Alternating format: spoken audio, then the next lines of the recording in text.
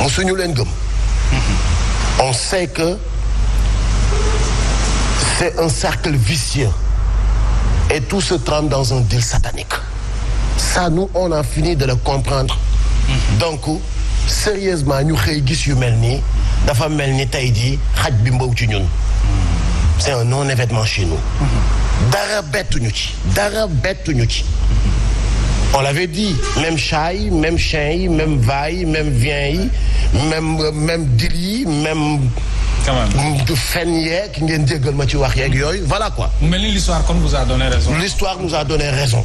Alors donc je pense que ni ne serait-ce que vous mettez ce morceau. J'ai pas de commentaire à faire là-dessus. Mais kañ li ma ci naqarlu mooy lu xaj matt ba ca der ba. xaj lu mu matt war a ba ca der ba. Je sais pas ndax olof yooyu nit ñi dinañ ko xam. Je m'explique.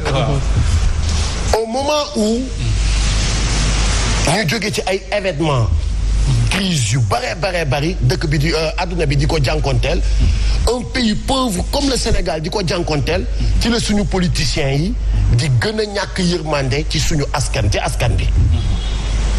Au moment où on te parle de 500 morts yu ñu gis ci suñu ay jeunes ci la suñu politiciens yi gën a ñàkk yërmande ci askan bi. Au moment où nit ñi jeunes yi désespérés.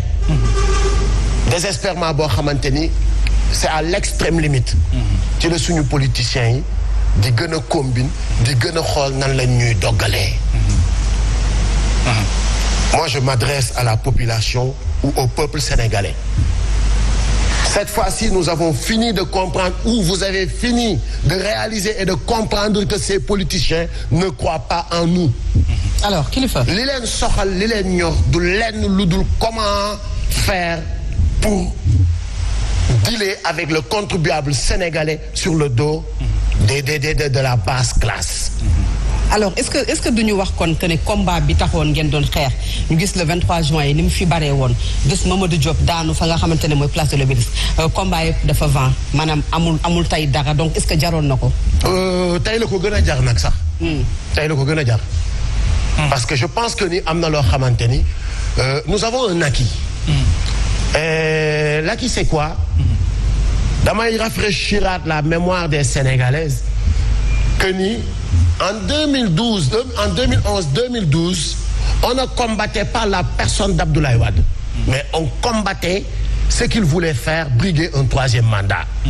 J'ai entendu tout à l'heure mon frère Bachir Diawara dire que maa ngi dégg léegi sama mbokk mi Bachir Diawara wax ni lii dil bi ñu def pour waajal troisième mandat wu Macky Sall la waaye bu yeboo ñu xam ni ñoom sàcc yu dul raw lañ jaruñoo yàqi nelaw. mais est-ce que loolu mën nañu ko nangu jamono ji nga xam ne yéen a ngi woote ay manifestations yoo xam ne peut-être nit ñi duñu génn bëri na fi lu fi am ci ay jafe-jafe yoo xamante ne askan wi dafay mel na sax ñoru leen yokk courant bi jafe-jafe ndox mi mais préoccupation yi dafa bari te Sénégalais yi gisaguñu ñu wane ne bëgg nañu changement est-ce que loolu tiitalu leen que ne bu ngeen bëggaatee li amoon peut-être en 2011 2012 dina mën a yomb. En 2011-2012, le peuple sénégalais avait empêché à Abdoulaye Wade de briguer un troisième mandat. dégguloo ma ne le définitivement désormais. amul benn président de la République fii bu fi amati plus de 2 mandats. ci Sénégal gi fii ci Sénégal gi. Cette question on l'a déjà réglée. bu ñu perte seen temps. Vous pensez? li ma lay wax nii. li ma lay wax nii. daf ma leer naññ ni midi. Abdoulaye Wade était 10 000 fois plus puissant que Macky Sall. Abdoulaye Wade au moins mën nga ne defal na lii Sénégal defal na lii Sénégal defal na lii Sénégal.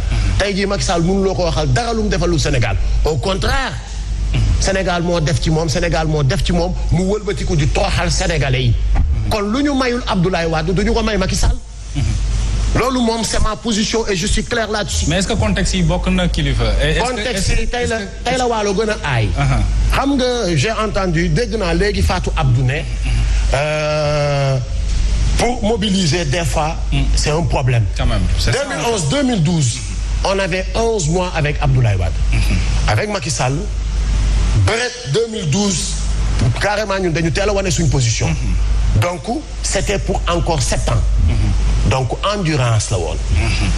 fi mu ne nii nag dañuy dem ci benn tournant boo xamante ni tournant décisif la. muy 2024 bi ñuy jëm. di nga gis lu raw la nga gisoon 2011 te li ma lay wax dama ko xam. dama ko xam bu baax a baax a baax a baax a baax. parce que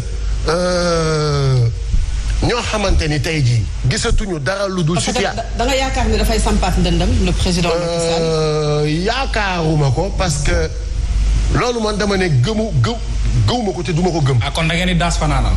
non sax dañuy artu. da ngeen di artu. bés bu ko buggee. wala bu fekkee lu muy waaj a bugg la. wala lu ko ay njañam di ko jéem a dugal. bu mu ci jéem a dugg. bés bu ci duggee. dina gis lu ko jaaxal dëgg sax. ñu bëri ñu ngi wax ne amul benn problème le président Macky Sall briguer benn 3e mandat physique bi may na ko peut-être li mu fi defagum as néew may na ko am na sax yeneen ci ay juristes yu bëgg a wax ne affaire bi war na mën a nekk bon voilà quoi. Est-ce que tey aujourd'hui voilà mën ngeen tere loolu. man je dis que dara mayu ko. dara mayu ko. waaw parce que gis nga qui sont ces juristes yi wax loolu. yan juriste la aussi. est-ce que ils sont crédibles. est-ce que ñoom ñoo war a wax loolu. gisuma lu ko may. buñ duggee ci côté physique dara mayu ko. buñ duggee ci côté moral éthique déontologie réalisation amul dara lu ko may Macky Sall. qu'est-ce que Macky Sall a pu réaliser depuis qu'il est au pouvoir. am na lu mu fi jotagum def nag. am na lu mu fi jotagum def jëlaat Sénégal jaayaat ko France. jëlaat suñuy richesse jaayaat ko les puissances. jëlaat ñu jaayaat ñu France. tey dama yeewu ma gis ci une bi ñu def woy Macky Sall à l'invitation de Macron. Macron invité wu ko. parce que koo nawloo ngay invité. Macron daf ko woolu. daf ko woolu. te day wuy. sa xarit.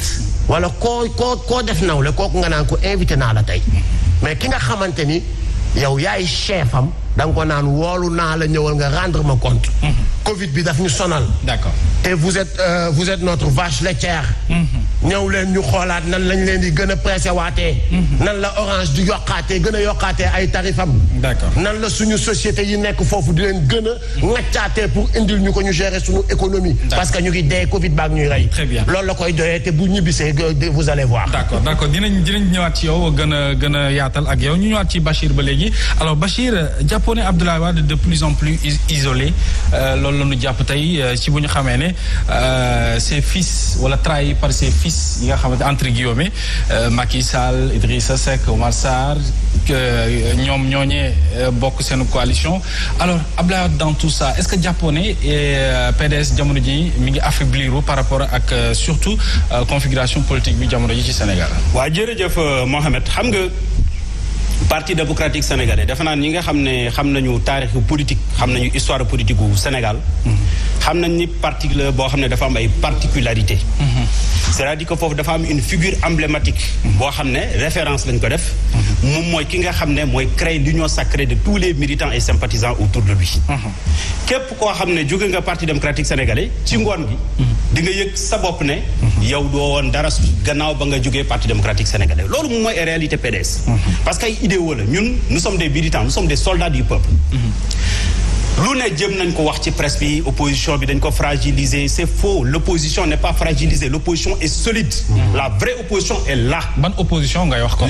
ceux qui sont partis ce sont des comploteurs de l'opposition. ñooñu bu ñu demee mënuñu fell dara ci li nga xam ne mooy dynamique d'ensemble opposition rawatina bu parti démocratique sénégalais. parce que li am solo ma terminer Fatou Abdou. moom mooy que ñi nga xam ne jóge nañu parti démocratique sénégalais dem wàll si Macky Sall. dañ fay bàyyi militants yi. yóbbuwuñu seen bopp dañ fi bàyyi militants yi. tout à fait alors donc c'est une erreur grave. que yenn presse yi xaw ma qu'est-ce qui se passe. ñu leen di instrumentaliser ñu bëgg a gëmloo Sénégalais yi ne leen opposition bi dafa nërmeelu c'est faux c'est la raison pour laquelle d'ailleurs. le parti démocratique sénégalais en tant qu'organisation politique. sentinelle de la démocratie et défenseur des principes. depuis 1974 même s'il y a eu des couacs. dafa décider de mettre en place un large front commun. boo xam ne day regrouper toutes les forces vives. yi nga xam ne bokk nañu ay visions. pour que ñu défendre li nga xam ne mooy les principes d'état de droit. mooy tontu xanaa li nga xamante dinaa ci ñëw léegi. est-ce que dina yomb. dinaa ci ñëw léegi am na ci ñoo xamante ne. alors peut-être que ŋaññi nañu doxalin bu PDS est-ce que ñooñu tey dinañu ànd ak parti démocratique bu Sénégal pour une alliance électorale. yaakaar naa ni tey li ñu boole sax dafay bari au-delà de l'alliance électorale xam nga sànq ñu ngi fiy wax mbiru troisième mandat kilifa junj na ko léegi nii. Macky Sall dafa nekk dans une logique de faire un troisième mandat loolu la bëgg. mais moom xam na ni Sénégalais yi dañu am détermination à se battre jusqu'au sacrifice suprême pour que loolu du am. jour bu jëlee yoonu ne day jël troisième mandat. dana gis lu raw lu président Afrique gisul fii ci Sénégal kooku moom je vous le dis. ñun parti démocrate sénégalais fësal nañ ko leeral nañ ko. te liy firnde nii dafa bëgg a nekk dafa bëgg a def troisième mandat. da ngay xool combinaison yi mu def. ku mel ni Antoine Diome. kooku c'est une erreur grave nga jël ko def ko ministre de l'intérieur. yow koo xam ne da nga nekkoon adjoint procureur. dans un tribunal boo xam ne la loi est jugée scélérate. décriée par toutes les organisations de droits de l'homme foo munti dem ci àdduna bi ñu ne la CREI bi baaxul. moom moo tax ñu wax suñu communiqué que waruñu jël un magistrat qui est aux ordres. di ko jëm a teg ci ministre de l'intérieur su fekkente ni nag. yéene bi mu am moom Macky Sall moom mooy Antoine Diome mi nga xam ne dafa bokkoon ci ñu xeex Karim Wade injustement. ak ñoom Khalifa Sall ak yooyu ba génn leen ci jongante yi bu fekkee ne daf ko yaakaar pour mu bloquer ko 2024. je pense que ñu ngi ubbi beneen page ci Sénégal parce que nag léegi. coow li dafa jeex. c'est-à-dire Sénégal certes dafa am ay réalité nous sommes un pays de paix. nous sommes un pays de dialogue. mais du ñu nangu suñu réew. Macky Sall ak ay nitam jël ko di ko salfaañee. Macky Sall moomul réew mi. njabootam moomul réew mi. ay nitam moomuñu réew mi dañ ko bokk ñun ñëpp. du ñu nangu li ñuy wax la gestion clanique. benn groupe nekk fii. di gérer affaire yi nu ñu la neexee di empiéter. li nga xam ne moom mooy les principes de droit. alors Bachir sànq par rapport à l'alliance électorale. tollaguñu sax xëy na ci alliance électorale. mais dañu toll ci ay alliance stratégique pour prendre en charge les questions fondamentales qui interpellent les Sénégalais. les questions fondamentales qui interpellent notre économie, notre justice, notre éducation qui est aujourd'hui complètement déstructurée, mais ak yeneen secteur d'activité de l'économie yoo xam ne bëgg nañ ko jël. l'immigration clandestine. vous avez vu le comportement arrogant de Macky Sall et de ses ouailles. peut-être dinañ ci ñëw fan ngeen leen dégg ñu wax ci mbiru immigration clandestine yan programme alternatif la ñu teg. peut-être bu ñu alors yooyu yëpp suñ ko boolee. ak li ñuy wax les questions de droit. maanaam processus électoral ñu jël ko def ko mu leer. amatul ay beddi képp koo xam ne am nga sañ-sañ am nga àq ak yelleef yoo xam ne war nga mën a dem élection ñu baal nga dem élection boole nañu ak ñi nga xam ne tey jii ñoom ñoo nekk ci société civile bi ci organisation politique yi nga xam ne gëm nañ seen bopp te nekk dans l'opposition ak même les organisations communautaires de base. yaa ngi wax presse bi la presse à bon dos nag bëri na lu ñuy wax. non non j'ai parlé